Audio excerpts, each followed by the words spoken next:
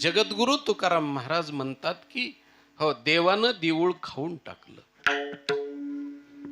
आता विनाकारण जगद्गुरु तुकाराम महाराज कुणाच्या खाण्याचं उट्ट कशाला काढीत असतील? देवानी खाल्लं असेल तर खाऊ द्यावं ना. बरं, त्याचं खाल्लेलं ह्यांनी काढल्यावर ह्यांना काही मिळतंय का? नाही, काही काही वेळेस आसुरी आनंद असतो, दुसऱ्यानं खाल्लेलं काढण्यामध्ये आसुरी आनंद असतो. तसा तुकाराम महाराजाला काही देवानं, बरं देऊळ हे काय खाण्याची गोष्ट आहे का? देऊळ काय खाता येतं का महाराज? हो, देऊळ खाण्याची गोष्ट नाहीये. हो, देवानी अनेक काही खाल्लं असलं तरी बी देवाचं खाल्लेलं भक्तांनी काढलंय महाराज. आणि ही जुनी परंपरा आहे. आज नवीन परंपरा नाहीये की कुणी काही खाल्लं तर ते खाल्लेलं काढणं. ही जुनी परंपरा आहे. जुनी कोणती परंपरा आहे महाराज? मी जाता जाता सांगतो तुम्हाला की ज्या देवाने तुम्हाला खायला अन्न दिलं त्या देवालाच ह्या जगात खायला मिळत नाही. हो, त्यालाच कुणी नैवेद्यच दाखवित नाहीत महाराज. हो, त्याला कुणी खाऊच घालीत नाही. त्याला खाऊ घालणारी माणसं फार कमी येतात. स्वयंपाक करणाऱ्या बाईला हो, घरात तिनं स्वयंपाक केला की आलेले पाहुणे रावळे सगळं खाऊन टाकते. तिलाच राहत नाही महाराज कधी कधी.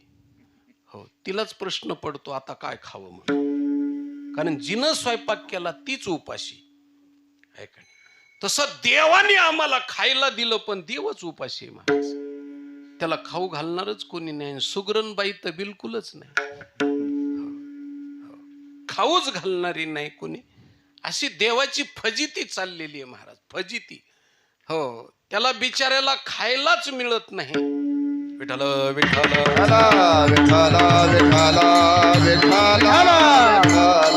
मग तो देवळं नाही खायचं तर काय खाईल महाराज? आपण म्हणतो ना, कवळे कवळे दगड असते तर भुकेला हो खाल्ला असता. हो, झोपेला धोंडान भुकेला कोंडा असं म्हटलेलं आहे. म्हणून देवाला जर भूकच लागलेली असेल तर त्या बिचाऱ्याचं हो काय करील तो बिचारा? देऊळ नाही खाऊन टाकायचा तर काय करील? संतांच्या राज्यामध्ये, संतांच्या सभेमध्ये हो भगवंताच्या खाण्याचा विचार तुकोबरायांनी काढायला नाही पाहिजे होता, पण तुकाराम महाराजांनी काढला. आता काढला तर तुकाराम महाराजाच्या रीतरिवाजाप्रमाणे आपल्याला चालावं लागेल.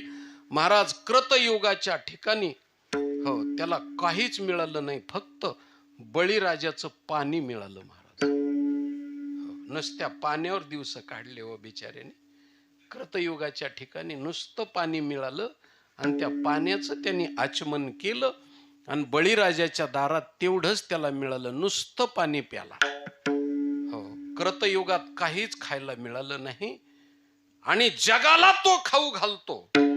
आमच्या एका हो संत कवीनं लिहिलेलं आहे महाराज.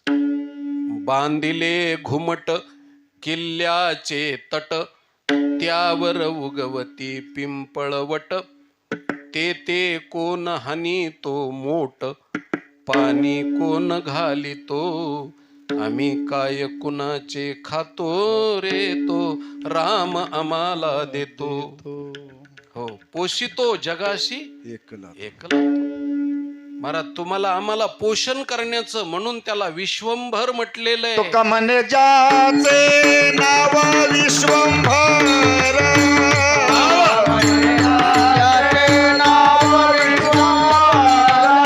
तुका म्हणे ज्याचे नाव विश्वंभर, ज्याचे नाव विश्वंभर, करा निरंतर ध्यान त्यासे, करा निरंतर ध्यान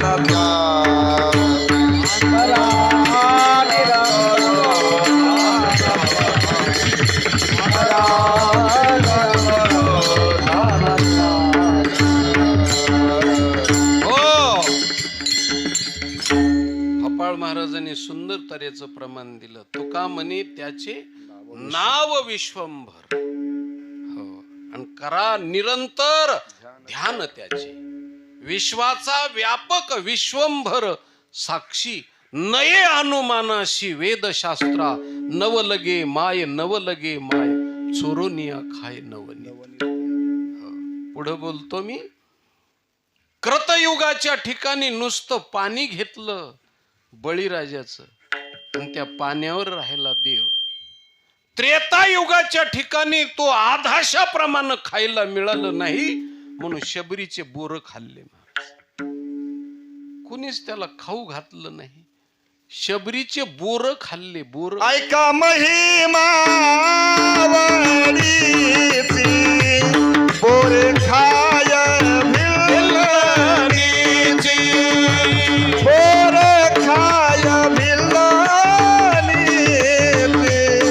बोरे खाय भिल्लनीची. ऐका महिमा वडीची बोरे खाय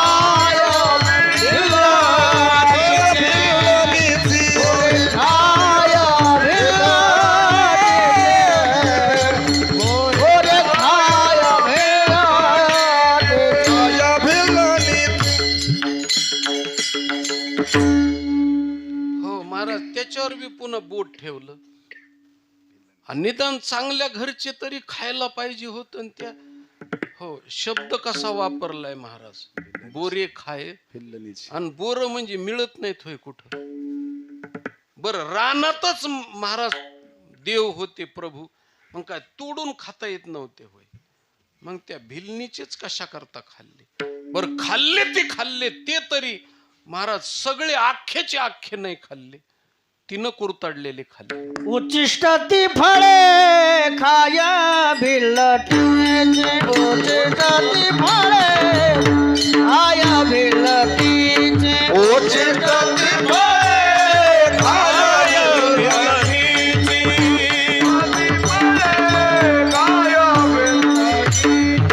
आवडी तयाचे मोठी देवा, आवडी तयाचे मोठी देवा, आवडी तयाची मोठी देवा, आवडी तयाची मोठी देवा. काय देवा घरी मिळेचे अन्न, काय देवा घरी न मिळेचे अन्न.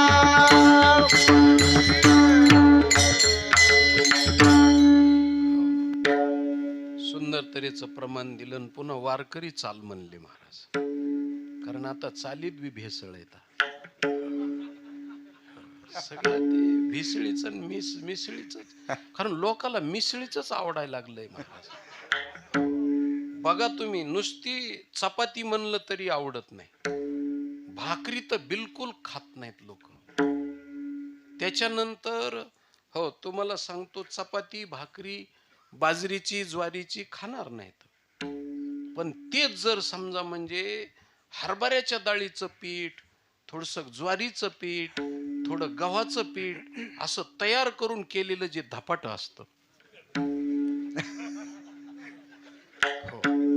मिसळीचं माळकऱ्याला सुद्धा ते धपाट आवडतं. मग एक जातीची भाकर नाही आवडत, एक जातीची चपाती नाही आवडत, पण धपाट म्हणलं की हो आंबट दह्याबरोबर हानतेत लोक. हो दहीन धपाट, हो आंबट दही आणि ते हो दोन्ही मिळून खातेत महाराज. हो अशी गोष्ट आहे. जाऊ दे, मला तो बाकीचा भाग सांगायचा नाहीये. पण तुकाराम महाराज एक संतांनी पुन्हा देवाचं उठणं आपलं उठतं काढलंच महाराज. त्याच्या नेमक्या दुखण्यावरतीच बोट ठेवलं. हो अंगाला शरीराला कुठं जर थोडसा काही लागलं ना तर जखमेलाच धक्का जास्त लवकर लागतो. हो शास्त्र असं आहे, तुम्ही पूर्ण पांढरे कपडे घाला, कुणीच म्हणणार नाही तुमचे पांढरे शुभ्र कपडे येत. पण त्याला तिळा एवढा डाग पडला की लोक डागावरच लक्ष देणार.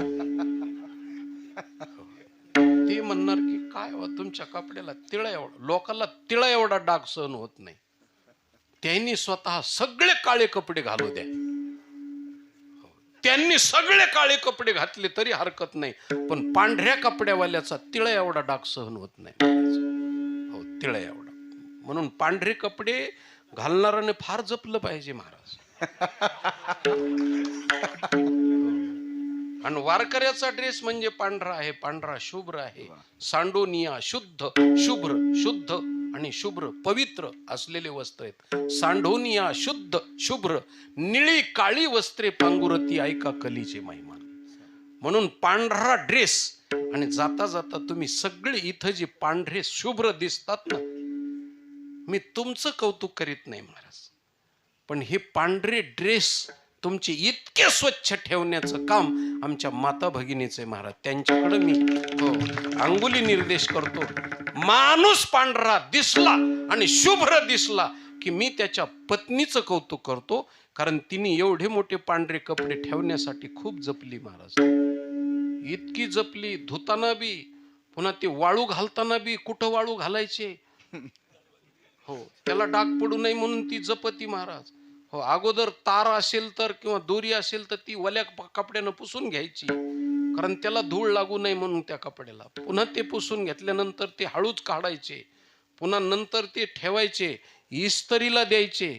आणि इस्त्री करून आल्यानंतर हे आंघोळ करून बाहेर आल्यानंतर लेकरू हातात घेतल्यासारखे कपडे असे हातात घ्यायचे महाराज. लेकराला कमी जपती पण नवऱ्याच्या हो टोपीला, कारण एकदम खिलारी बैलासारखी टोपी नवऱ्याची दिसली पाहिजे. या टोपीच्या पाठीमाग तिची पुण्य आहे म्हणून असे कपडे हातावर घ्यायचे ना, असे दोन्ही हात करून असे त्यांच्याकडे द्यायचे आणि मग त्यांनी घडी मोडायची. नवरदेवानं घडी मोडल्यासारखी. म्हणून महाराज सगळी पुण्य आमच्या माता भगिनीची आहे. हो, संतांनी सुद्धा बरोबर तिळा एवढ्या डागावरच लक्ष ठेवलं. उचिष्ट ती फळे खाय भिलटी. तिथं 2 डाग सांगितलेत महाराज, आता मी ते सांगत नाही. हो, उचिष्ट आणि अजून दुसरा डाग सांगितला.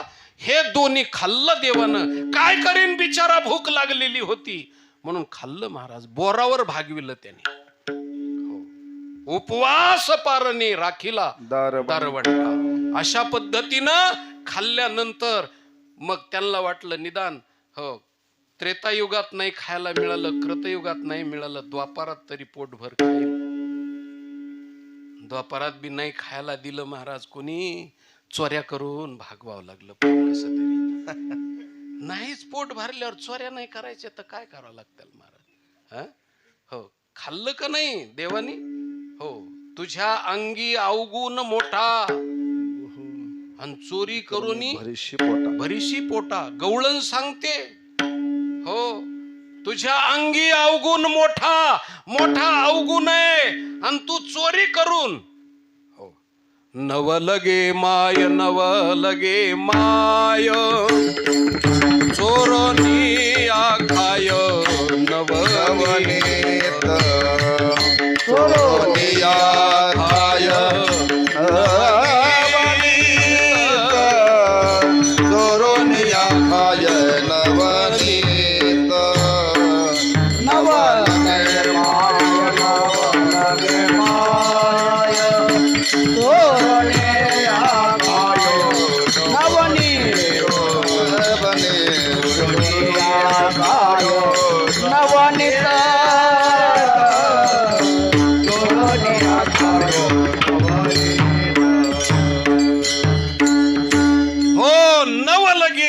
नव लगे माय चोरोनिया खाय नवनीत. चोरून लोणी खावा लागलं आणि बळच लोणीला न जाता लोणी लावून खावावं लागलं. ते बी अवघड गोष्ट आहे. विठ्ठल विठ्ठल विठ्ठल विठ्ठल विठ्ठल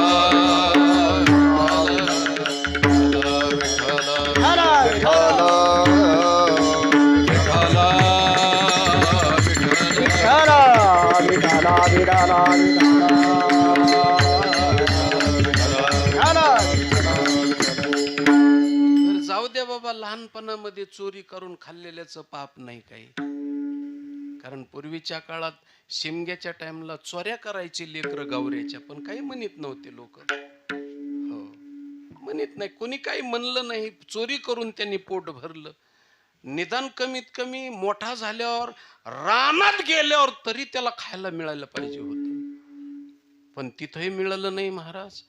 सरते शेवटी तिथं बी इकडं चोरी करून गावात खावं लागलं आणि रानामध्ये गेल्यानंतर गरीबाचे पोरं होते गाई सांभाळणारे, त्यांना ह्यांनी वळत्या आणायला पाठवलं आणि त्यांच्या शिदोऱ्या खाल्ल्या महाराज. 5 पोळ्या 3 भाकरी बाबा दीड कानवला 1 पुणे आंबा धाडीले वना दोरी आमची ठकवून खाल्ली सिदोरी कानोबा कानोबा वडिया वडिया बोले कान्होबा वडिया बोले गोदन कान्होबा निवडिया बोले वडिया बोले गोदन बोले गोदन गोदन. हो बघा ना महाराज. हो महाराजांनी बरोबर प्रमाण दिलं. अगदी जिथं पाहिजे तिथंच.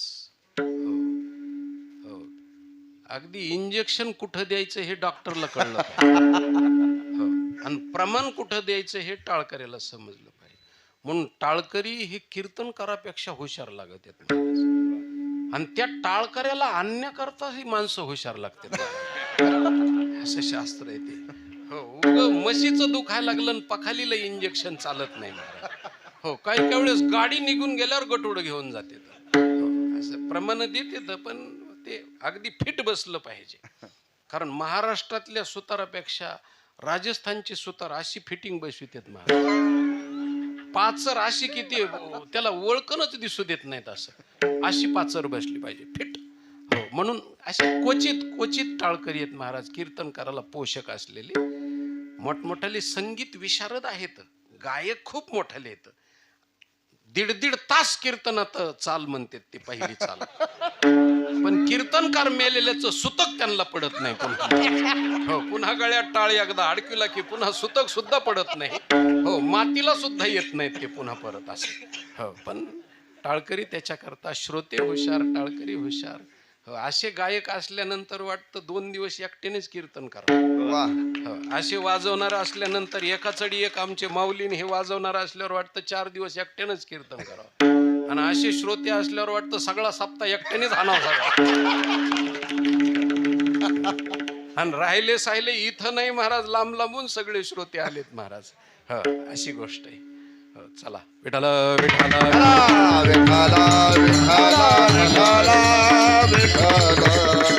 हल्लीच्या काळात एक गोष्ट आहे महाराज, ऐकणाराला वाढणारे नाहीत आणि ज्यांना वाढता येतं त्यांच्या पुढं हो मुडदूस झालेले लोक ऐकायला आहेत महाराज. खाणारेच नाहीत. सुगरणी आणि उदारे रसज्ञ आणि जेवणारे दुर्मिळ गोष्ट आहे महाराज. म्हणून काय काय वेळेस सांगणारा सांगतोय पण ऐकणाऱ्या लोकांना काय चाललंय, मी कीर्तनात आहे का कीर्तनाच्या बाहेर आहे तेच कळत नाही. असं कधी कधी होतं. पण माझं नशीब आहे, नशीबवान माणूस आहे मी. श्रोते हो त्यानंतर टाळकरी सगळे गोष्ट संपन्नतेची. आणि दुसरी गोष्ट 7 ते 9चं कीर्तन म्हणजे झोपेवर अतिक्रमण बिलकुल नाही महाराज. आणि 9 ते 11चं कीर्तन म्हणजे सगळ्या जणांना जेवल्याच्या नंतर मग 2 प्रहला रहरी येते. हो अशा हो हो मग 2 अशा लहरीवर लहरी येतात म्हणून झोपतात माणसं. म्हणून 7 ते 9चं कीर्तन म्हणजे हो फार चांगली गोष्ट आहे. चला मला विषय सांगायचा होता की भगवंतानं हो ठकवून शब्द वापरला महाराज. काय शब्द वापरला? आमची ठकवून खाल्ली सिदोरी. बारकाव्यानं विचार करायचा. एक श्रीमंता घरची होती, लेकराला तिनं 5 पोळ्या दिल्या महाराज. आणि नुसत्या 5 नाही तर महाराजांनी प्रमाण दिलं 5-5 पोळ्या. हो मोठा खादाड होता म्हणून 10 पोळ्या दिल्या आईनं. 5-5 पोळ्या दिल्या बांधून वेगळ्या वेगळ्या. कारण निहरीच्या वेगळ्या आणि पुन्हा अजून दुपारच्या वेगळ्या अशा 5-5 पोळ्या दिल्या. हो 5-5 पोळ्या 3 भाकरी. एक गरिबीची होती तिनं 3 भाकरी दिल्या महाराज. पण चला 3 भाकरी का व्हायना परंतु पण त्याच्यापेक्षा एक गरीब होती गवळण, तिच्याच्यानं काहीच मिळालं नाही. तिनं 1.5 कानवाला दिला महाराज. हो 1.5 कानवाला. पंचमीला करीत असतात कानवले असे. हो 5 पोळ्या 3 भाकरी 1.5 कानवला एकच पुरी. हो, एकच पुरी दिली.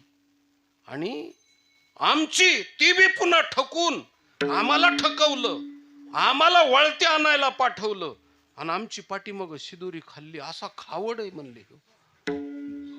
आणि ह्या गोपाळांनी संताला सांगितलं आणि संतांनी पेपरला बातमीच फ्रंट पेजला छापली. महाराज 5 पोळ्या 3 भाकरी 1.5 कानवला एक पुरी आमची ठकून खाल्ली शिदोरी. पेपरला बातम्याच बातम्या. आणि ते बी पेपर काही असा संपणारा पेपर नाही. चंद्र सूर्य तोपर्यंत ह्या पेपरची वार्ता चालूच आहे महाराज.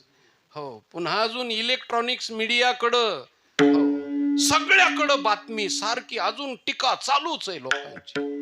हो, त्याच्यानंतर कलियुगामध्ये आल्यानंतर तरी पोट भरण असं त्याला वाटलं, पण कोणी पोटभर दिलं नाही. थोडसा नामदेवरायांनी नैवेद्य खायला दिला. आणि द्वापारामध्ये हो विदुराच्या घरच्या केळाचे साल्टे खाल्ले महाराज. त्यांनी खायलाच नाही मिळाल्यावर काय करीन बिचारा. केळाचे साल्टे नामदेवरायच्या घरी थोडसा नैवेद्य मिळाला. मग म्हणले पोट भरण म्हणून तुकोबरायच्या देहूला गेले देव. तर तिथं गेल्यावर तर काय सांगावं महाराज. आम्ही सदैव सुडके जवळी येता चोर धाके जाऊ पुढती भिके कुत्री घर राखे. ती एकादशीच्या घरी शिवरात्र पाहुणी महाराज. काय करावं महाराज, अशी परिस्थिती. मग देव आले म्हणून तुकाराम महाराजांनी बायकोला सांगितलं आणि तिने लोकाकडून मुठभर कन्या आणल्या आणि भांडभर पाणी ठेवलं आणि त्याच्यात त्या मुठभर कन्या टाकल्या. दरदरीत पाण्या माझे रांधेल्या कन्या, दरदरीत पाण्या माझे रांधेल्या. अरे हो दरदरीत पाण्या माझे रांधेल्या कन्या, दरदरीत पाण्या माझे रांधेल्या कन्या. पाहुणे घराशी आले ऋषिकेश काय करो उपचार. पाहुणे घराशी आले ऋषिकेश काय करो उपचार. काय करू उपचार कोपा मोड जर्जर. काय करू उपचार कोपा मोडा की जर्जर. पाहुणे घराशी आले ऋषिकेश काय करू उपचार. पाहुणे घराशी आले ऋषिकेश काय करू उपचार. काय करू उपचार कोपा मोडा की जर्जर. काय करू उपचार कोपा मोडा की जर्जर.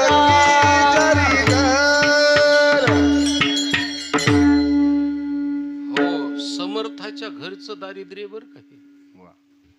हा, तुम्हाला कळलं का? समर्थाच्या घरचं दारिद्र्य. कारण मोठ्याच्या घरी कप भरून चहा नसतो कधी महाराज. हो, मध्ये टाचावर करून बघावं लागतं आहे का कसा म्हणून. म्हणावं हे श्रीमंत घरचे गरीब आहेत असं म्हणता येतं. तसं तुकोबार आहेत. तुका म्हणे आम्ही राजेत राहिलो असं म्हणणारे त्यांच्याकडं दरदरीत पाण्या माझी रांधी कन्या. हो, इकडे एक कणी इकडे एक कणी. 2 टोकाला 2 कन्या कणत बसल्या महाराज.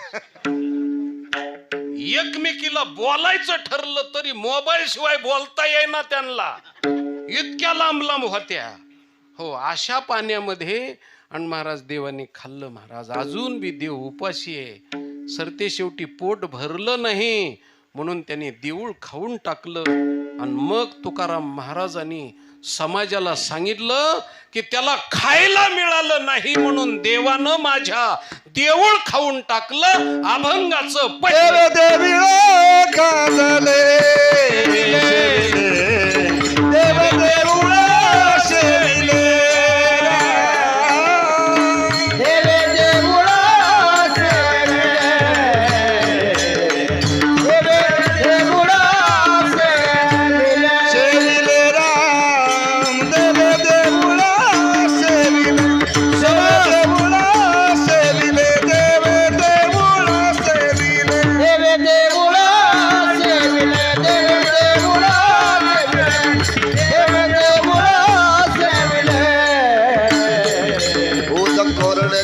उदक कोरड्याचे ठेवले उदक कोरड्याचे ठेविले उदक कोरड्याचे ठेवले उदक कोरड्याचे ठेवले उदक कोरड्याचे ठेवले नवे मत उडवा काही नव्हे मन मान काही उदक कोरड्याचे ठेवले उदक कोरड्याचे ठेवले उदक कोरड्याचे ठेविले देवे देवळाचे ठेवले उदक कोरड्याचे ठेवले उदक कोरड्याचे ठेवले नवे मत उडवा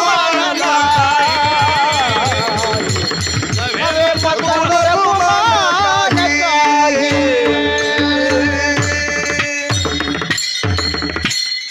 हो देवे देऊळ शेविले तुकाराम महाराजांनी समाजाला सांगितलं महाराज. आणि देवाच्या घरचं जेवण सुद्धा जेवण केलेलं सुद्धा त्याचा प्रचार होतो महाराज. मोठ्याच जेवायला लागले हो पायी चालायला लागले प्रचार होतो देवाचा प्रचार झाला. देवान देऊळ खाल्लं म्हणून हो अशी गोष्ट आहे तुकाराम महाराजांनी सांगितलं. आता त्याचा सांकेतिक अर्थ आपल्याला पाहावा लागेल. देवानं देऊळ खाल्लं म्हणजे दगडा धोंड्याचं देऊळ खाल्लं नाही महाराज. मग देवानं देऊळ कोणतं खाल्लं तर देऊळ शब्दाचा अर्थ दोन प्रकारात आहे. एक देऊळ कोणतं आहे तर एक देऊळ म्हणजे शरीराला देऊळ म्हटलेलं आहे आणि त्या देवळात एक देऊळ आहे महाराज. कारण मंदिरामध्ये हो पुढचा सभामंडप असतो एक आणि गाभारा एक असतो. हे जसं आहे तसं देहरूपी मंदिर आहे. देह देवाचे मंदिर असं म्हटलेलं आहे. ज्ञानोबारायनं ज्ञानी आपलं त्यांच्या अभंगामध्ये सांगितलं महाराज. काय सांगितलं ज्ञानोबारायनी सांगताना सांगितलं की हो वडाच्या पाणी उभविले देऊळ आधी कळसू मग पाया. ज्ञानोबाराय सांगतात हो देवानं असं देऊळ बांधलं की वडाच्या पाणी चिंचेच्या पाणी उभारिले देवालय किंवा देऊळ आधी कळसू मग पाया रे. म्हणजे पुन्हा क्षमा मागून बोलतो आमच्या माता भगिनीच्या बद्दलचा थोडसा विषय म्हणून संवेदनशील विषय आहे. आईच्या गर्भामध्ये शरीर रूपी देऊळ बांधित असताना देवानं अगोदर हो हे शरीर रूपी मंदिर बांधत असताना अगोदर कळस म्हणजे डोकं निर्माण केलं. डोक्याला कळस म्हणतात म्हणून माणूस मरायला लागला की लोक म्हणतात आता खरं नाही मानाचा कळस पडला. हो मानाचा कळस पडला. आणि लहान लेकरू जर अजून मान धरीत नसल त्याची मानाशी जर हे पडत असेल तर लोक म्हणतात अजून ते हो मानाचा कळस त्याचा हलतो आहे हो तो अजून पडतो आहे म्हणजे ते अजून ताट झालं नाही. ताट मानेचं जेव्हा होईल तेव्हा होईल पण सध्या तरी कवळ्या मानेचं आहे महाराज. म्हणून हो ह्याला कळस म्हणतात कळस.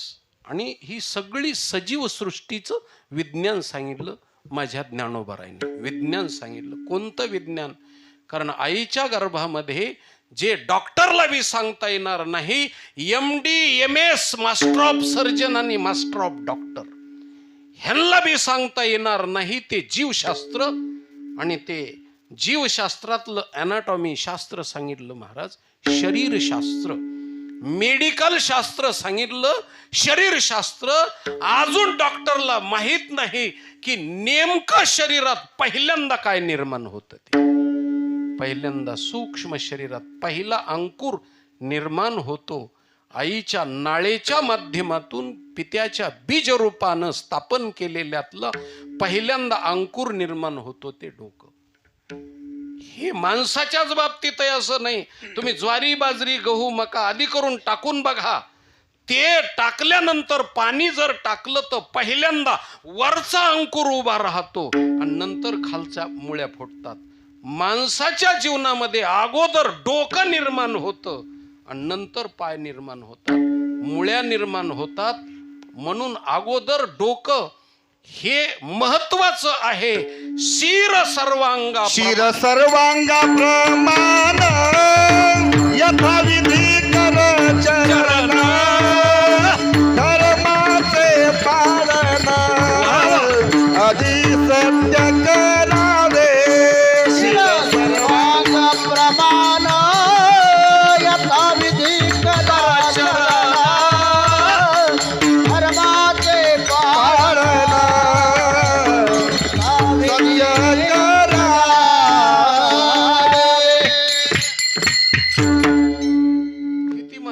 तुकोबारायांनी हे विज्ञान सांगितले, अब्जावधी रुपये खर्च करून मेडिकल कॉलेजमध्ये जे शिकवलं जात नाही ते सहज आहे.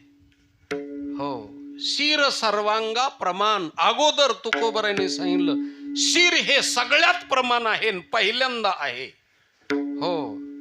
पुढं शिर सर्वांगा प्रमाण यथाविधी कर चरण. मग तिथून पुढं कर म्हणजे हात आणि नंतर पाय आणि त्याच्या पुढं यथा धर्माचे पालन. धर्माचे पालन. पालन. आधी सत्य करावे. तर या पद्धतीनं महाराज, या पद्धतीनं दिली इंद्रिय हात पाय कान, डोळे मुख बोलाया वचन. असो अगोदर शिर दिलं, डोकं दिलं, आणि डोकं हे मंदिराचा कळस आहे. आणि मंदिराचा कळस आहे म्हणजे भगवान परमात्म्यानी मंदिर खाल्लं. मला त्याच्यात खूप मोठ्या गोष्टी सांगण्यासारख्या आहेत, पण एवढा सविस्तर भाग सांगत नाही. सरळ सरळ अभंगाचा अर्थ सांगून जातो. कारण हे मंदिर आहे, मंदिर हे शरीर देवानं खाल्लं म्हणजे याचा अर्थ देव मांसाहारी असं नाही महाराज, आणि मांस खाल्ले असं नाही. आणि खातो बी, पण दोन प्रकारातून खातो. कोणता खातो? काळाच्या रूपानं शरीराला खाऊन टाकतो. देह जाईल जाईल आणि त्याशी काळोबा खाईल. आणि त्यातले त्यात बाकीच्या शरीरापेक्षा जसा भुकेलेला माणूस असावा आणि ताटात एकच पोळी असावा. भूक तर लागलेली, सारखा तव्याकडे पाहत राहतो महाराज. तो कधी भाजते कधी ताटात येते, कधी भाजते कधी ताटात येते. तसं माणसं नावाच्या पोळ्या येतात, पोळ्या. ह्याच्याकडं काळ रूपानं सारखा पाहतो महाराज. अजून किती आहे अवकाश. घडी घडी काळ वाट याची पाहे, अजून किती आहे अवकाश. आणि देह ही पोळी आहे महाराज. नाथ महाराजांनी सांगितलं, गावचा पाटील कोळी, काळोबाची पिकली पोळी. हे काळोबाची ही पोळी आहे महाराज, पोळी. आणि मगाशी पोळी हा विषय आला, 5-5 पोळ्या. त्याच्यातली पोळी म्हणजे शरीर आहे. कारण पोळीला 5 पदार्थ लागतात. एक गहू लागतात, गव्हाचं पीठ लागतं. त्याच्यानंतर पुरण लागतं, म्हणजे डाळीचं पीठ लागतं. त्याच्यानंतर पुन्हा तूप लागतं. त्याच्यानंतर तेल लागतं. आणि त्याच्यानंतर अग्नी लागतो महाराज. ऐका नाही, एवढ्या गोष्टी 5 लागतात. तसं स्थूल शरीराला पंचमहाभूताचं हे शरीर आहे. पंचभूताचा गोंधळ केला एक ठाई मेळ, लाविला सबळ अहंकार व्यापाठी. पंचभूताचा गोंधळ केला एके ठाई मेळ, लाविला सबळ अहंकार त्यापाठी. हे 5 महाभूताचं ही पोळी आहे महाराज, स्थूल शरीर. आणि सूक्ष्म शरीर ती पुन्हा दुसऱ्या 5 पोळ्या येतात. त्याच्यामध्ये पंचविषय आहेत, शब्द स्पर्श रूप रस गंध आदी करून. हे विषय म्हणजे देवानं 5 पोळ्या खाल्ल्या म्हणजे भक्ताचा काम खाऊन टाकला, क्रोध खाऊन टाकला, त्यांनी सगळं काही खाऊन टाकलं, पंचविषय खाऊन टाकले, शरीर खाऊन टाकलं. हे काळाच्या रूपानं खाल्लं, एक सांगितलं. दुसरी गोष्ट, देवानं देहाची आसक्ती खाल्ली महाराज. कारण भक्ताच्या देहाची आसक्ती खाऊन टाकतो. माझी या देहाची मज नाही चाड, या पद्धतीनं तो आसक्त ठेवीत नाही.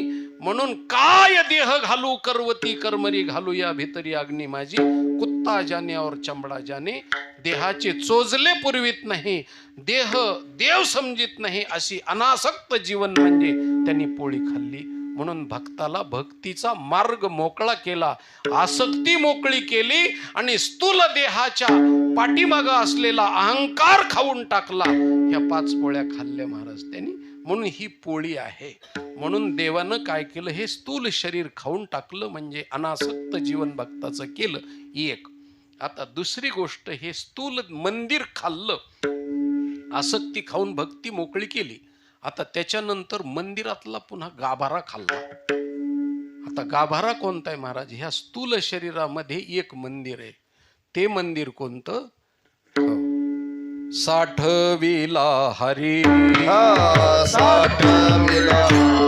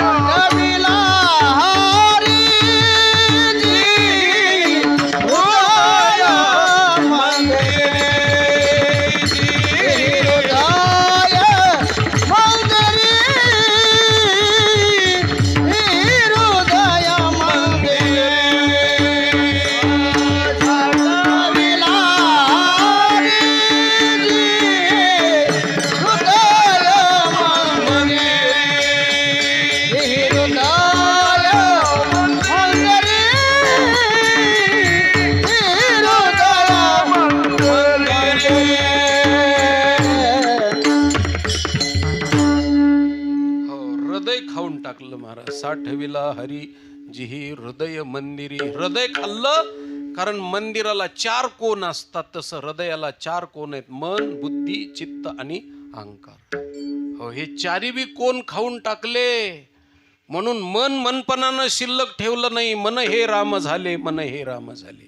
बुद्धी बुद्धी रूपानं ठेवली नाही. बुद्धीचे वैभव अन्य नाही दुजे. एका केशवराजे सकळ सिद्धी. हो, चित्त चित्त रूपानं ठेवलं नाही. ते चिद्रूप केलं. माझे चित्त तुझे पायी राहे ऐसे करी काही. धरोनिया बाही भवहातारे दातारा.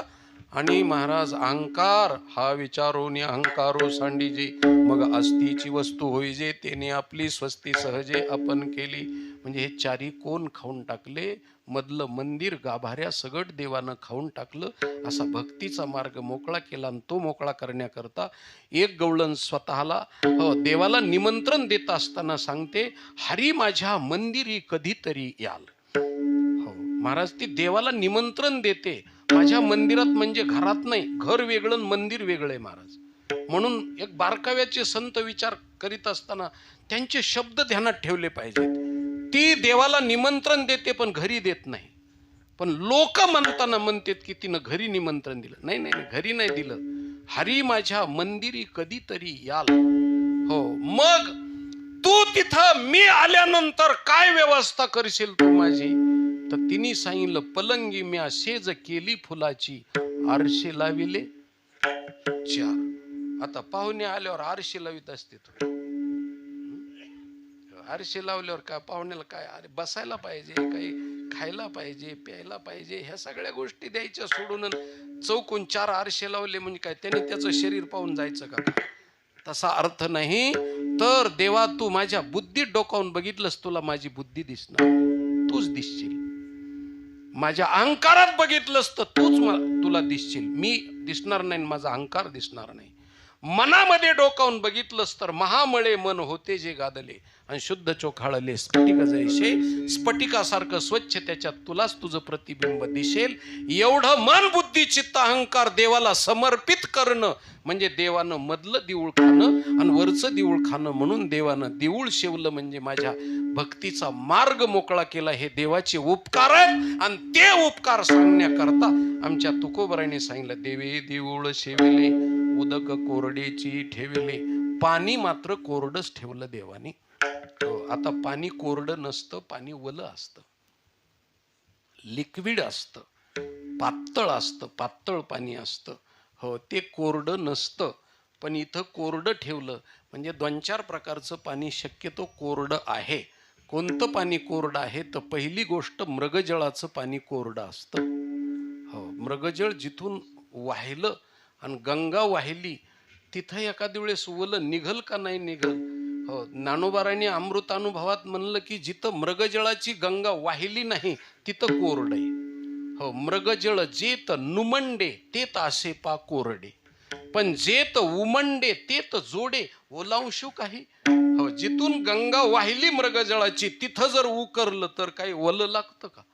साळी केळी ऊस त्याच्यावर भागतेत का? नाही. तर मृगजळाचं पाणी कोरडं आहे एक. दुसरी गोष्ट, चित्रातलं पाणी कोरडं असतं. भिंतीला अडकवलेलं कॅलेंडर असतं आणि त्याच्यावरती धबधबा दिलेला असतो, पण त्याच्यामुळं घर वाहून जात नाही. हो, घरातला मालक वाहून जाईन पण घर वाहवत नसतं. हो, म्हणून कॅलेंडरवरचं चित्रातलं पाणी वाहत नसतं, ते पाणी कोरडं असतं. त्याच्यानंतर चित्रपटातलं पाणी कोरडं असतं. पडद्यावर पाणी जरी वाहिलं तरी महाराज पडदा भिजत नाही आणि टीव्ही सुद्धा भिजत नाही. मोठा धबधबा वाहिला आणि पावसाळ्यामध्ये कुठल्या कुठल्या गावाला पाणी आलं त्याचं चित्र दिसतं आपल्याला, पण आपला टीव्ही वाला होत नाही. म्हणजे टीव्हीतलं पाणी, इलेक्ट्रॉनिक्स मधलं पाणी कोरडं असतं. आता एक नवीन मशीन निघालेली, बटन दाबायचं, प्लग ठेवायची, बटन दाबलं की त्याच्यातून असा धबधबा वाहताना दिसतो प्रकाशाच्या माध्यमातून, आणि चिमण्या चिवचिव चिवचिव करतात. माणसाला वाटतं पाणी वाहतंय, पण ते वर्षानुवर्षे तितकंच वाहतं, पण त्याच्यापासून काहीच वाहत नाही महाराज. हो, ते बिल भरून भरून ते वाहवतो. हो, पण ते इलेक्ट्रॉनिकचं पाणी तिथलं वलं होत नाही महाराज, ते पाणी कोरडंच असतं.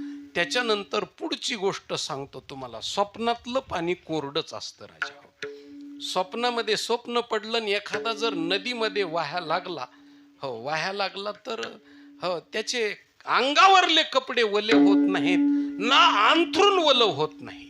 अंथरून वलं होण्याकरता हो वेगळी प्रक्रिया आहे, ती कीर्तनात सांगत नाही मी. म्हणून हो महाराज, हो स्वप्नातलं पाणी कोरडंच असतं. हो, हे पाणी कोरडे आहेत महाराज. हो, त्याच्यानंतर शब्दाचं पाणी कोरडं असतं. तोंडाने जर पाणी पाणी पाणी पाणी पाणी म्हणलं तर तहान भागत नाही. शब्दाचं पाणी कोरडंच असतं. हो तसं, किंवा त्याच्यानंतर शेवटचं पाणी कोरडं ते सांगतो. हो, तया आयलीच थडी सरले माया जळ. मायेचं पाणी कोरडं असतं, कारण मंदिर बांधत असताना पाणी लागतं. हो, पाणी इतकं लागतं मंदिर बांधताना की जर उन्हाळ्यामध्ये घर तुम्ही बांधत असाल तर इंजिनियरनं जे, सिव्हिल इंजिनियरनं जे तुम्हाला प्रमाण पाण्याचं सांगितलं त्याच्यापेक्षा हो प्रत्येक हो एका त्या मिक्सरला 1, 2, 4 लिटर पाणी जास्त टाका, कारण उन्हाळ्यात पाण्याचं बाष्पीभवन होतं. इंजिनियरला, सिव्हिल इंजिनियरला त्याच्या कॉलेजमध्ये शिकवत असताना इतके टोपले खडी, इतकी वाळू, इतकं पाणी, इतकं किलो सिमेंट हो असं सांगितलं जातं. सध्या सगळं शेतकऱ्याचं सुद्धा इतक्या लिटरमध्ये हो आमकं फवारायचं आणि त्या पद्धतीनं लिटरमध्ये फवारणी आणि सगळ्या गोष्टीमध्ये त्याला पुरद, पालाश हो नत्र या पद्धतीनं घालायचं असं हो फक्त त्या टीव्हीवरती आणि रेडिओवरतीच बोललं जातं. आणि ते बोलणारे माणसं 100 एकर जमिनी विकून लोकांना शिकवित असतात महाराज. कारण मी माझा अनुभव सांगतो. हो, टीव्हीवरचे एक घोडे साहेब म्हणून होते. हो, त्यांच्याकडे 200 एकर जमीन होती महाराज. 150 एकर त्यांनी जमीन घालवली आणि ते सांगतच राहायचे, हे बापानं सरते शेवटी गचांड्या देऊन बाजूला घरातून काढलं, तुझ्या हातात ह्यो कारभार दिला म्हणून 150 एकर जमीन गेली म्हणले. कशामुळे गेली तर तुझ्या बोलण्याचा, शब्दज्ञानाचा आणि तुझ्या कृतीचा काही संबंध नाही. परंपरेनं जे शेतकऱ्याला कळतं ते शेतकऱ्यानं शेतीच्या माध्यमातून त्याला अनुभव आहे त्याच पद्धतीनं करावं. टीव्हीवरचं आणि रेडिओवरचं नुसतं ऐकावं. म्हणून देवानं आपल्याला जे 2 कान दिलेले ते एक ऐकायला आणि एक सोडून द्यायला दिलेलं आहे महाराज. म्हणून शेतकऱ्यानं तर नक्की तिथं मात्र तसं सोडून द्यावं, पण कीर्तनात मात्र तसं करू नये महाराज. याला 1.5 कानवाला म्हटलेलं आहे बरं का. देवाने जो 1.5 कानवाला खाल्ला ना, तर 1.5 कानवाला खाल्ला म्हणजे ऐकणाऱ्या माणसाची उत्सुकता अंतःकरण शुद्धीपूर्वक वाढवली आणि त्यांनी कानाची, श्रवणाची शक्ती वाढवली. 1.5 कानवाला खाल्ला म्हणजे माणसं काय करतात, एका कानानं खातेत म्हणजे ऐकतेत, ग्रहण करतेत आणि दुसऱ्यानं सोडून देतेत. हे सोडून देणं म्हणजे अर्ध आहे. म्हणून तो 1.5 कानवाला खाल्ला. आणि 1 पुरी खाल्ली म्हणजे त्यांनी यमपुरी खाऊन टाकली महाराज. दूधपुरी, दहीपुरी नाही खाल्ली. हो, आमरपुरी नाही खाल्ली, पंढरपुरी नाही खाल्ली, कोणतीच नाही खाल्ली. त्यांनी फक्त हो यमपुरी खाऊन टाकली भक्ताच्या बाबतीतली. म्हणून हो कानानं श्रवण करणं हो ही वेगळी गोष्ट आहे. म्हणून मी आपल्याला चिंतन सांगत होतो की मायेचं जळ हे कोरडच राहिलं. मंदिर बांधत असताना पाण्याची अत्यंत गरज आहे. नव्हे पाण्याची तर गरज आहे, पण बांधल्यानंतर बी उन्हाळ्यामध्ये 4 ते 5 वेळेस पाणी. पहाटच्या 4 वाजल्यापासून मालकानं उठलं पाहिजे, कारण रोजाचा गडी काय, कामावरला गडी काय 4 वाजता येत नसतो. त्याची पहाट 4 वाजता होत नाही, त्याची 10 वाजता पहाट होते. म्हणून त्यांनी मालकाने पाणी मारलं पाहिजे. 1.25 महिना पाणी मारलं तर त्याचं स्ट्रेंथ म्हणजे त्याची मजबूती येते महाराज. म्हणून मजबूती येण्याकरता जसं पाण्याची गरज आहे, पण तेच मंदिर JCBनं पाडायचं ठरलं तर पाण्याची गरज आहे का? नाही. तसं देवानं देऊळ बांधलं. शरीर निर्माण करीत असताना त्यांनी मायेचा स्वीकार केला, पण शरीराचा बाद करीत असताना देहाच्या निराशे पावे जे या ठाया, माझी आईशी काया जव नव्हे. देहाचा निराश करीत असताना मायेचं पाणी कोरडं राहिलं. हा सिद्धांत माझा शास्त्रीय सिद्धांत आहे. माझं कोडं नाही, माझं मत नाही, माझा उखाणा नाही, हा शास्त्रीय सिद्धांत आहे. म्हणून महाराजांनी अभंगाच्या 2ऱ्या चरणामध्ये आपलं मत नाही, हा शास्त्राचा सिद्धांत आहे, 2ऱ्या चरणात हे मत गुड उमान काही, नवे मत गुड उमान काही, नवे मत गुण गुमान काही, नवे मत गुण गुमान काही, नवे मत गुड उमान काही, नवे मत गुड उमान काही, नवे मत गुण गुमान काही, नवे मत गुण गुमान काही. तो आपना पे पाहे, तो आपना पे पाहे, नवे मत गुण उमान काही, नवे मत गुण उमान काही.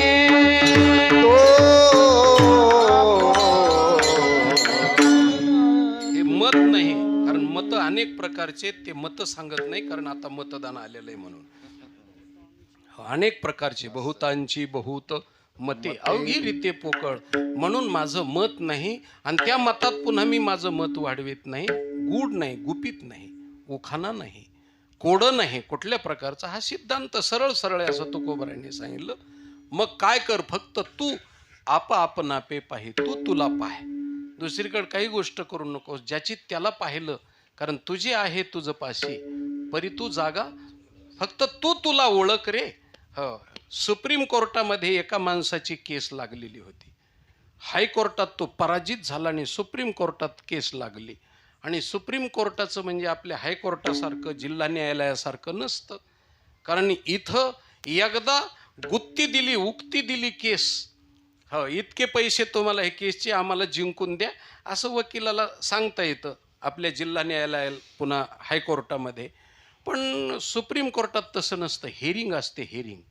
हेरिंग म्हणजे 3 मिनिटाची सगळ्यात मोठी हेरिंग आणि 1 मिनिटाची सगळ्यात लहान हेरिंग. आणि कमीत कमी लहान वकिलाची एका हिअरिंगची फीस असते 10 लाख रुपये. म्हणजे एका मिनिटाला 10 लाख रुपये असतात सुप्रीम कोर्टामध्ये. आणि त्या 1.5 मिनिटामध्ये 1 मिनिटात काम नाही झालं तर ते 10 लाख रुपये 20 लाख रुपये गेले. पुढची पुन्हा हिअरिंग मांडायची, पुढच्या हिअरिंगला पुन्हा वेगळे पैसे. तिथं मिनिटावर पैसे असतात महाराज. सुप्रीम कोर्टाचा खेळ वेगळा असतो. म्हणून तिथपर्यंत कोणी टिकत नाहीत. पण एक माणूस जहागिरी गेली पण फुगिरी जाऊ दिली नाही त्याने. तेव्हा म्हणला काही बी असू समोरच्याची जिरवायचीच. 10 एकरचा वाद होता, 40 एकर घालवीन पण त्याची जिरवीनच म्हणला. 1 एकर गेलं तरी हरकत नाही, पण जोकर जाऊ द्यायची नाही. असे काही काही माणसं मिशीवर ताव देणारे असते. ते म्हणतात मिशीचं काय घेऊन बसले, ती उद्याच्याला उगवतीच. जरी काय असलं तरी पंचायत नाही. म्हणून त्यांनी वकिलाबरोबर संधान बांधलं, दिले महाराज. ते म्हणला पैसे, पण वकिलांनी सांगितलं माझ्याकडं अशा रोज 100 200 केसेस येतात. त्याच्यामुळं तुम्ही जर फोन पे पैसे केले किंवा RTGS केलं तर मला टॅक्स बुजावं लागतं. त्याच्यामुळं तुम्ही हँड टू हँड पैसे द्या, असे हातातले हातात पैसे द्या. म्हणलं ठीक आहे म्हणल्यानंतर मग तो माणूस रेल्वेनं पुण्यात बसला. पुण्यातून पैसे घेऊन बसला 10 लाख रुपये एका हिअरिंगचे मिनिटाचे, फक्त एका मिनिटाचे 10 लाख रुपये घेऊन बसला.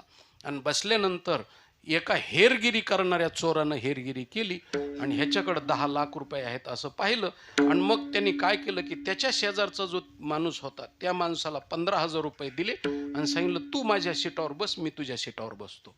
आणि समोरासमोर त्याला 15,000 रुपये दिले खर्च, कारण पैसे खर्च केल्याशिवाय बाकीच्या गोष्टी होतच नाहीत. म्हणून त्याच्याकरता आपलं लहान लेकरू सुद्धा बिन पैशाचा मुका देत नाही महाराज, असं शास्त्र आहे. त्याला मुका घ्यायचा असला त्याला माहिती 4 वेळेस ह्यानी फुकट आणलेला आहे म्हणून त्याला 5 रुपयाचा ठोकळा त्या ठोकळ्याला दाखवला तरच तो ठोकळा तोंडात तोंड घालतो महाराज, असं शास्त्र आहे. म्हणून त्याच्याकरता मग ह्यांनी पैसे खर्च केले, त्याला तिकडं बसवलं, ती उठारेट्या सगळ्या केल्या.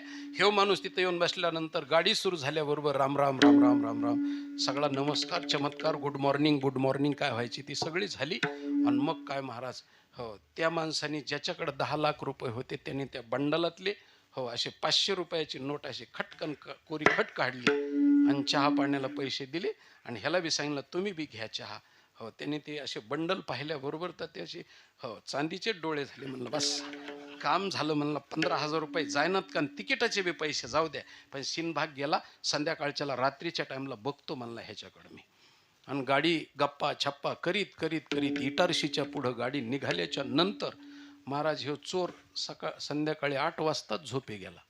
11 वाजेपर्यंत झोपल्यानंतर ह्या माणसाने काय केलं की स्वतःच्या पिशवीतले पैसे काढले आणि चोराच्या उशाला ठेवून दिले महाराज.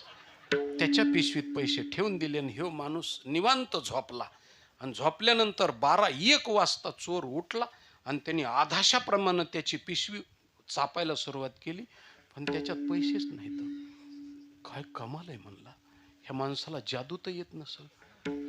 चहा घेत असताना मी बंडल पाहिलं म्हणलं, आणि ह्यांनी बंडलबाजी केलीच कस काय म्हणलं, मला काही कळाना म्हणला. त्यांनी पहाटे 4 वाजेपर्यंत चापाचापी केली, काहीच मिळ नाही. चोर झोपी गेला आणि झोपल्यानंतर 4 वाजता झोपी गेला की त्यांनी पैसे काढले, आपल्या पिशवीत ठेवले आणि झाशीच्या पुढं गाडी निघाल्याच्या नंतर उठा भाऊसाहेब म्हणले, उठा चहा घ्यायची वेळ झाली. तो धडपडून उठल्याबरोबर ह्यांनी बंडलातली 500 रुपयाची नोट काढली आणि त्याच्या डोळ्या लेखता चहा पाण्याला दिल्याबरोबर त्याचे चांदीचे डोळे झाले असे. काय पैसे कुठं होते म्हणला, हे तर ह्या पिशवीत म्या पाहिले, पण हे झालं कस काय, ह्याला जादू येते का काय, कोंबडीच्या पायाचे पैसे करतो का काय हा माणूस, काहीच कळाना. धडधड धडधड काळीच करायला लागलं. पण म्हणला आग्र्याच्या पुढे निघाल्यावर अजून एक रात्र आपल्या हातात आहे म्हणला. आणि बरोबर आग्र्याच्या पुढे गाडी निघाली की ह्यो झोपी गेला चोर, ह्याने पैसे काढले आणि त्याच्या पिशवीत उशाला ठेवून दिले. आणि बरोबर महाराज मथुरेच्या पुढे गाडी निघाली की ह्यो उठला 12 वाजता चोर असा. जाळीतून बिबट्या उठल्यासारखा उठला महाराज असा. आणि त्याने पाहिलं तर पैसेच नाहीत. काय करावं म्हणलं आता. त्याचा हुसास मोठ्याने चालायला लागला.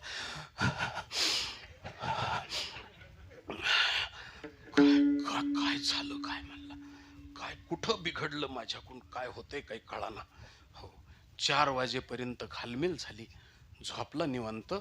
पुन्हा दिल्लीमध्ये उतरत असताना 8 वाजले होते. त्यांनी पैसे काढले, आपल्या पिशवीत ठेवले आणि चोरन तो मालक दोघे उतरले. आणि उतरल्याबरोबर सांगितलं आता शेवटचा चहा घ्या म्हणले.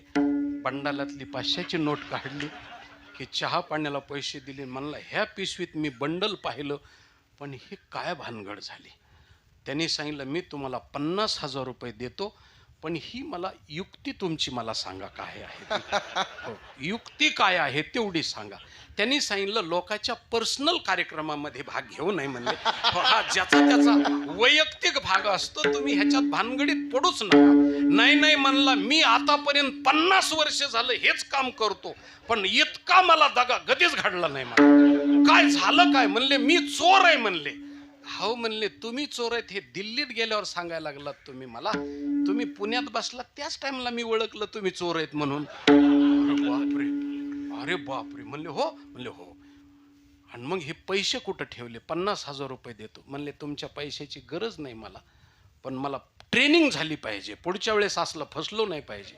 मग त्यांनी सांगितलं मी पैसे कुठं ठेवले, तर तुमच्या उशाला तुमच्या पिशवीत ठेवले. काय म्हणता म्हणले हो. तोंडावर हाणून घेतलं. म्हणलं त्याचे पैसे चापायची काही गरजच नव्हती ना. मला माझीच पिशवी घेऊन खाली उतरायचं काम होतं. हो, तुझे आहे तुझ पाशी परी तू जागा चुकलास. अरे तुझा तुझ्या जवळ आहे, दुसरीकडे शोधायची गरज नाही. तुकाराम महाराजांनी सांगितलं तू आपण आपे, फक्त तू तुला ओळख. दुसऱ्याला ओळखीण्याच्या भानगडीत पडलास म्हणून त्याच्याकरता तुला सापडलं नाही. तू तुला ओळख म्हणजे कळेल. आणि हे कळण्याकरता तुला काय करावं लागेल, एक बाळी 2 कानात घालावी लागेल. हो, आम्ही एक बाळी 2 कानात कस काय, आम्ही 2 कानात 2 बाळ्या पाहिल्या आणि असा बाळ्या पण पाहिला आम्ही. कानात बाळ्या घालणारा बाळ्या पण पाहिला आम्ही. हो, काहीच्या कानात एकच बाळी असते महाराज. हो, ती एक बाळी ज्या कानात असते त्याच्यापासून सावध राहायचं महाराज. हो, कारण त्याला हल्लीच्या परिभाषेमध्ये हो गुंडाळ म्हणतात, गुंडाळ. कारण त्याची एक कानात एक बाळी म्हणजे ती एक समजा शक्कल असते ती. हो, मग या आपण एक कानात एक बाळी पाहिली, 2 कानात 2 बाळ्या पाहिल्या, पण 2 कानात एक बाळी पाहिली नाही. मग ही एक बाळी 2 कानात म्हणजे कशी, वांजे घरी बाळ तहाना आणि एक बाळी 2 काना. म्हणजे याचा अर्थ असा, तुम्ही जे हे कीर्तन ऐकत आहात ते हे कीर्तन 2 कानानं ऐकता का 1 कानानं ऐकता? दोन्ही कानानं ऐकता. म्हणजे कीर्तन श्रवण करणं, कीर्तनातला घडलेला उपदेश म्हणजे 2 कानात एकच बाळी आहे महाराज. उपदेश नावाची बाळी 2 कानात एकदाच आहे. आणि हे ऐकल्याशिवाय तुला कळणार नाही तू कुठं आहेस, आणि तू कळाल्याशिवाय तुझं मंदिर देव खाऊन टाकणार नाही आणि तुझा भक्तीचा मार्ग मोकळा करणार नाही. म्हणून गुरुच्या सानिध्यात बस आणि त्याच्या उपदेशाची बाळी 2 कानात एकदाच घालून घे. हो, आम्हाला कधी कधी गेल्यावर लोक म्हणतात महाराज आलात ना, हो तर बाप लेकाचे भांडणं असतात. बाप हळूच इकडं तिकडं पाहतो म्हणतो पोराचे कान टोचून जा. मी म्हणतो आम्ही काय फुला डुलावाले आहेत का? आम्ही काय कान टोचायला सोनार आहेत का? तुमच्या पोराचे कान लहानपणी टोचले नाहीत का? इतक्या दिवस आम्हाला टोचायचे ठेवले, याच्या अगोदर कुणी टोचले नाहीत का? म्हणले महाराज टोचले हो कान. हो, कधी टोचले म्हणजे ह्या उन्हाळ्यात टोचले. कुणी टोचले म्हणले त्याच्या बायकोनं टोचले. हो, तेव्हापासून बिघडला म्हणले. आधी होता भला परिया रांडेने नाशिला, म्हणून त्याच्याकरता 3 टोचले. म्हणलं एवढ्या मोठ्या सोनाराच्या पुढं आमची टाप नाही, पुन्हा परत तुमच्या पोराचे कान टोचणे इतकी आमची ताकद नाही. हो, आमची ताकद अल्प आहे. कारण 3 टोचलेले कान जन्मभर हो त्याचे छिद्र बुजत नाहीत महाराज. आणि मी कशाला पुन्हा दुसऱ्या ठिकाणी टोचून ते वरळून काढण्याचा प्रयत्न करू नये. म्हणून नाथ आमच्या जगद्गुरु तुकाराम महाराजांनी सांगितलं, गुरुच्या सानिध्यात बस आणि त्यांच्याकडून उपदेश नावाची बाळी हो 2 कानात एकदाच घालून घे. म्हणजे तू कोण आहेस तुझी तुला कळेल. मी कोण आहे ऐसा करावा विचार, म्हणे ज्ञानेश्वर निवृत्तीचा. आणि तू तुला कळालास की तुझं कोड पूर्णपणे फिटून जाईल, तुझ्या देहाची आसक्ती समाप्त होईल. न म्हणा देह माझा ऐसा मग भरवसा कळेल. देहाची आसक्ती समाप्त झाली की देव देऊळ खाऊन टाकील, आणि देवानं देऊळ खाल्लं की भक्तीचा मार्ग तुझा मोकळा होईल. आणि असं देऊळ खाल्ल्याच्या नंतर रिकामी जागा म्हणजे पैस आहे, पैस. आणि तुकाराम महाराजांनी सांगितलं असा पैस म्हणजे रिकामी जागा झाल्याच्या नंतर तुला अनुभव आणि तुला गोडी आणि तुला रस, या दोन्ही गोष्टीमध्ये भक्तीचा रस, भक्तीची गोडी आणि भक्तीचा आनंद तुला मिळेल. हे शेवटच्या तुका म्हणे पैसा, तुका म्हणे पैसा,